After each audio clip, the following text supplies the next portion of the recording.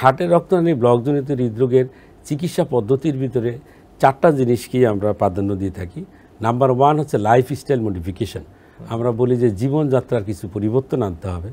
Number 2 হচ্ছে কিছু ওষুধের কথা আমরা বলি, আমরা কিছু ওষুধ প্রেসক্রাইব করি, সেই ওষুধগুলি খেতে বলি। নাম্বার 3 হচ্ছে যে তার যদি স্ট্যান্ট লাগানোর প্রয়োজন হয় বা রিং লাগানোর, সেক্ষেত্রে আমরা রিং লাগানোর জন্য অ্যাডভাইস করি। কখনো কখনো দেখা যাচ্ছে বাইপাস অপারেশনের প্রয়োজন হয়, সেই ক্ষেত্রে আমরা রোগীদেরকে বাইপাস অপারেশনের কথা বলি। তাহলে 4টা পদ্ধতির মাধ্যমে আমরা চিকিৎসা করে থাকি।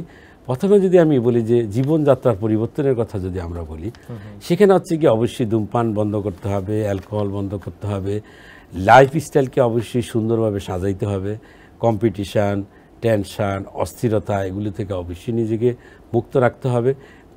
হার্ট হেলদি খাবারের কথা আমরা বলি, হার্ট হেলদি খাবারের দিকে নজর দিতে হবে।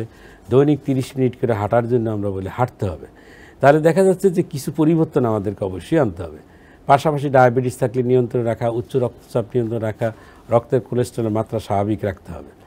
তার পাশাপাশি হার্টের ব্লক থাকলে ব্লকের জন্য আমরা কিছু ওষুধ দিয়ে থাকি। ওষুধের ভিতরে হচ্ছে আপনার যেমন যে রক্তকে তরল রাখার জন্য আমরা কিছু ওষুধ প্রয়োগ করে থাকি, যেটাকে অ্যান্টিপ্লেটলেট বলা হয়।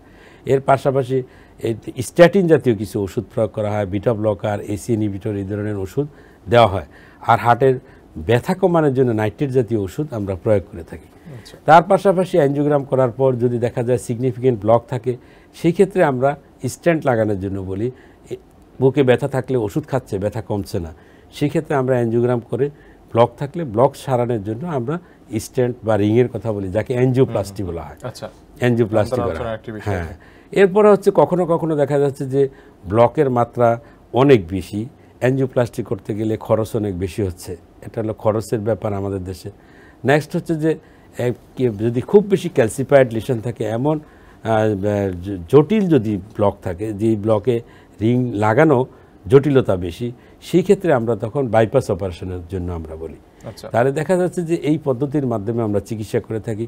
শুধু চিকিৎসা নিলেই হবে না, তাকে কিন্তু সারা জীবন তাকে ফলো আপে থাকতে হবে, তাকে এই ওষুধপত্র ঠিকমতো খেতে হবে, নিয়ম নীতি মেনে চলতে হবে, এর মাধ্যমে সে ভালো থাকবে।